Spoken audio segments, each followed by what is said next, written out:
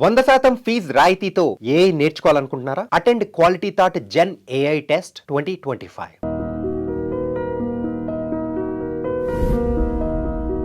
మధ్య ఒక 2 చిన్న విషయాలు చెప్పాలి సార్ మీకు. ఏంటంటే అప్పుడే కొత్తగా పెళ్ళైన నవదంపతులు వాళ్ళు హనీమూన్కి అని చెప్పి వెళ్ళారు బయటికి. ఈ మధ్య నాకు తెలిసిన స్టోరీ. కొత్తగా పెళ్ళైన భార్యని పక్కన పెట్టుకుని ఎవరో రోడ్డు మీద వెళ్ళేవాళ్ళు, బస్సులో వెళ్ళేవాళ్ళు, ట్రైన్లో వెళ్ళేవాళ్ళు, లేకపోతే ఫ్లైట్లో పక్కన కూర్చున్న వాళ్ళు, పక్కనే కొత్తగా పెళ్ళైన వైఫ్ని పెట్టుకుని వేరే ఆ భర్త వేరే స్త్రీని అసలు టాప్ టు బాటం వెళ్ళేంత వరకు చూస్తూ అలాగే అతనికి ప్రాక్టీస్ అది. పాపం ఇప్పటికి 5 ఏళ్ళు అయింది పెళ్ళయి. ఈయనేమిటి ఇలాగే ఎందుకు చూస్తున్నాడు? నేను నచ్చలేదా? లేకపోతే అందరూ ఇలాగే ఉంటారా? వీళ్ళు ఎందుకు ఇలా చూస్తారు? నాకెందుకు మా వారిలాగా వేరే వాళ్ళు ఎవరు కనపడరు? మా వారి కన్నా అందంగా వేరే వాళ్ళు ఎవరు ఎందుకు కనపడరు? అసలు ఆ దృష్టితో నేను ఎందుకు చూడను? ఈయన ఎందుకు అలా చూస్తున్నారు అనేది వీడికి నిజంగా పాపం వస్తుంది కదా అంటూ ఉంటుంది మా ఫ్రెండ్. అది పాపం వస్తుంది కదా అని ఒక సంతృప్తి పడి పాపం ఆవిడ ఊరుకుంటుందమ్మా, ఏం చేయలేక. కానీ దానికి పరిష్కారం ఏంటంటే నిలబెట్టి అడిగేయాలి, మనుషులు అవసరమైతే కడిగేయాలి కదండి. ఎంత బాధ! ఇది ఊరికే పాపం ఆడవాళ్ళు చాలా మందిలో ఉండే ఒక సెంటిమెంటల్ సైకాలజీ ఏమిటంటే పొతడు వాడు ఎంత ఏడిపించుకు తింటున్నా సరే తగులుతుంది ఖచ్చితంగా. ఎందుకమ్మా తగిలేదు ఎవరికి? మీ భర్తకైనా ఈవిడ భర్తకి రేపు పొద్దున అది ఆవిడకి తగులుతుంది కదా. అంతకంటే ఏమిటయ్యా నీ ప్రవృత్తి? ఏకాంతంగా విడిగా ఏమిటైపోతుంది ఈ రోజుల్లో. అప్పుడే పూర్వం అయితే భయపడచ్చు, ఇవాళ అంత ఇదేం లేదు. హాయిగా కూర్చోబెట్టి ఏమిటిది నేను ఇందాక చూశాను, ఏంటి పరిస్థితి? ఇప్పుడు అందం గురించి కూడా మాట్లాడద్దు. అందం గురించి కాపురాలు చేస్తారా? చేసుకున్నప్పుడు ఉన్న అందం తర్వాత ఉండదు, చేసుకున్నప్పుడు లేని అందం తర్వాత వస్తుంది. దాన్ని బట్టి ఉంటుందా? అందంగా లేకపోయినా కూడా చూడటం తప్పే. అది ఒక తాడి కట్టావు అగ్ని సాక్షిగా, కట్టుబడి ఉండాల్సిందే భర్త అయినా సరే భార్య. ఆ దృష్టితో వేరే వాళ్ళని చూస్తున్నారు కదా.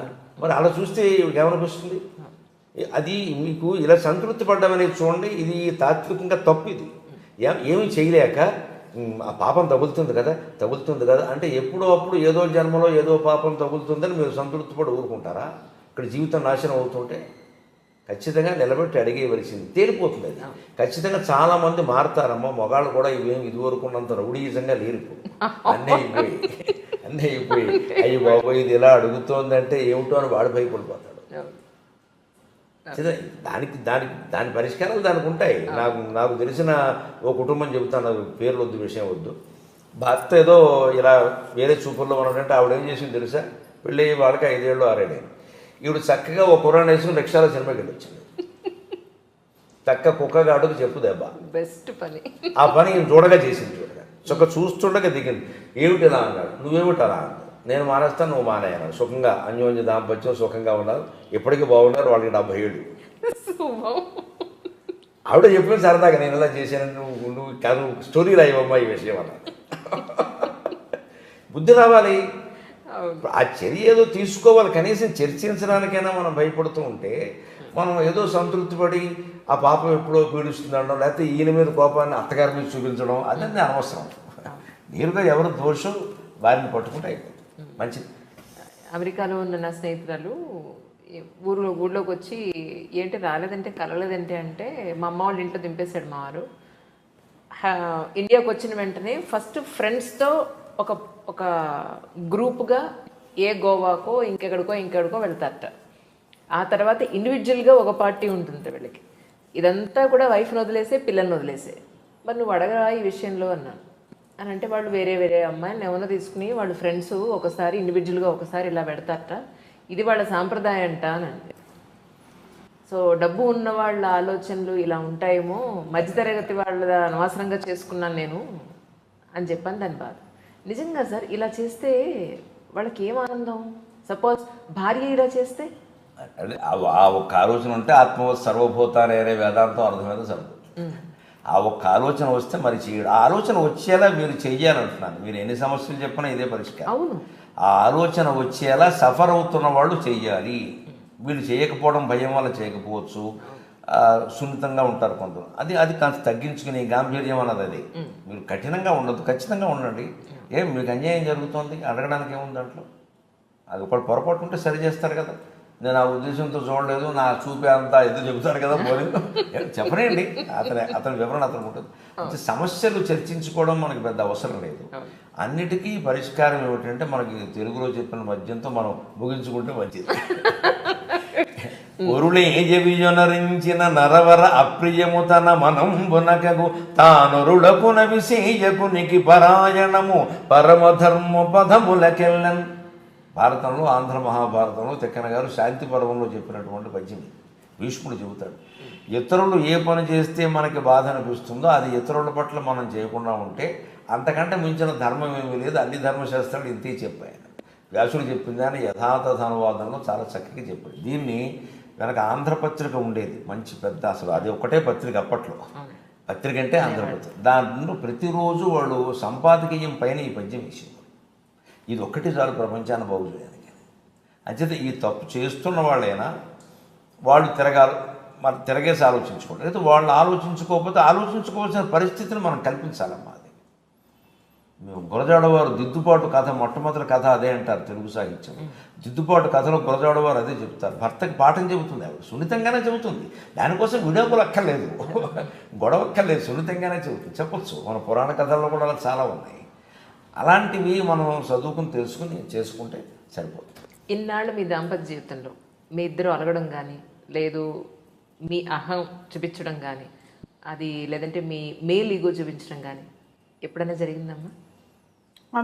మీరంటే చాలా ఇష్టం ఆవిడికి, నాకు అర్థమైంది. మీరంటే విపరీతమైన ప్రేమ, అందుకని ఆవిడేం మాట్లాడదు, నాకు అర్థమైంది. మీరు చెప్పండి. ఆవిడ చెప్పేది మీరు నమ్మకపోతే అడుగుతాను. కళ్ళు ఎర్రబడ్డాని అడిగారు అంటే మీ మీద ఎంత కాన్సన్ట్రేషన్ ఉందో చూడండి. ఇప్పుడు చంటి పిల్లలు చూసుకున్నట్టు చూసుకుంటున్నారు కదా. ఆ ప్రేమ ఆవిడలో కనపడుతుంది. సంప్రదాయం కూడా ఏం చెప్పిందంటే పిల్లలు పుట్టి వాళ్ళకు ఒక 20 ఏళ్ళు వచ్చాయంటే భర్త బిడ్డతో సమానం, భార్య అంతే కూతురుతో సమానం. ఇంకప్పుడు వేరే వాంఛలు ఏమైనా సహజంగా తగ్గిపోతాయి పెద్ద విషయాలకు. కానీ ఆ కేర్ అంటారు, జాగ్రత్తలు తీసుకోవడం, ఆ బాధ్యత పెరుగుతుంది. అందుకని చాలా జాగ్రత్త తీసుకుంటుంది.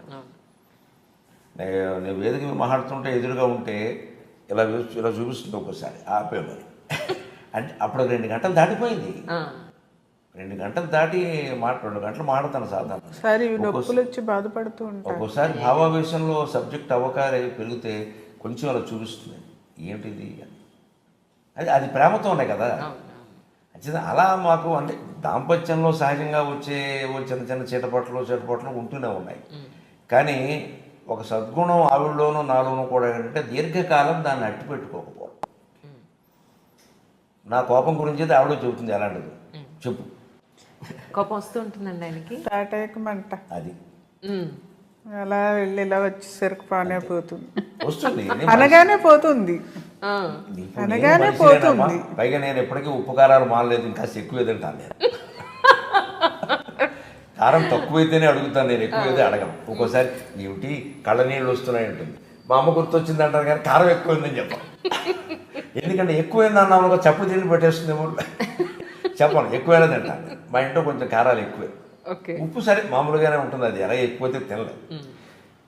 అవి ఉన్నాయి, సహజంగా ఉండే మామూలుగా ఉంటాయి. కానీ నాకు నా తత్వశాస్త్రం నాకు నేర్పింది చిన్నప్పటి నుంచి, స్వభావం కూడా అంతే, మా అమ్మ ద్వారా నేర్చుకున్నది. శాస్త్రం ద్వారా ఇంకాస్త పెరుగుతుంది. తాటాకు మంట అంతే, తక్కువని ఇలా లేస్తుంది, చల్లనిపోతుంది.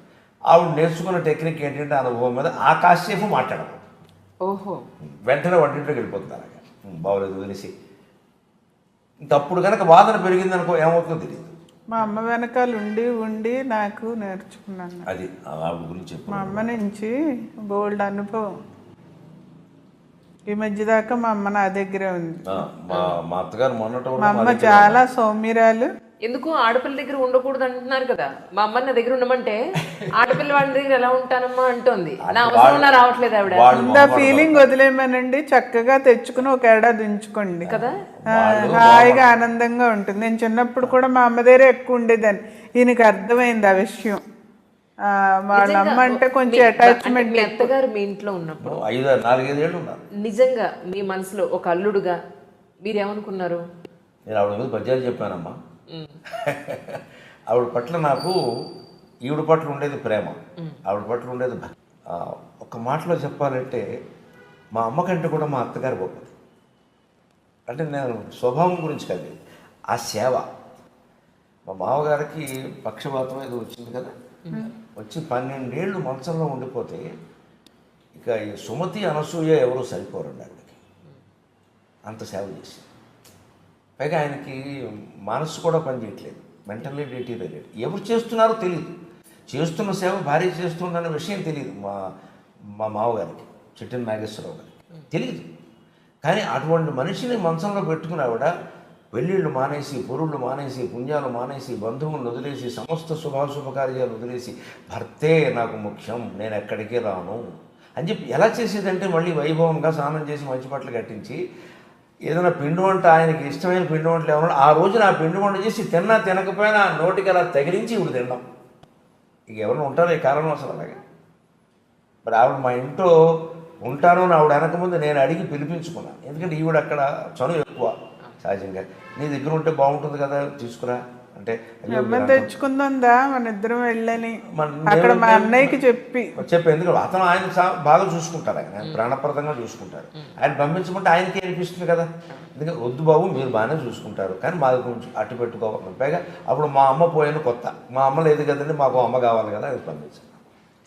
మా అమ్మ వెళ్ళిన సంవత్సరానికి ఆ సేవాభావం మా అమ్మకు మొదటి నుంచి, నాకు జ్ఞానం వచ్చిన దగ్గర నుంచి అలవాటు ఉంది. చూసాను నేను, అసలు మా అమ్మమ్మకి చేసింది, మా పెద్దమ్మకి, మా నాయనమ్మ గారికి, అందరికీ. అటువంటి మహిళలు కాదమ్మా, అటువంటి మనుషులను చూడలేము, పురుషులు కూడా లేదు. ఇప్పటికి కూడా 83 ఏళ్ళు ఇప్పటికి ఉరుకుతూ ఉంటుంది. అది ఎక్కడ పడుతుందో అని దాన్ని పట్టుకోవడం. ఉంటే సగం పని ఆవిడ చేస్తుంది.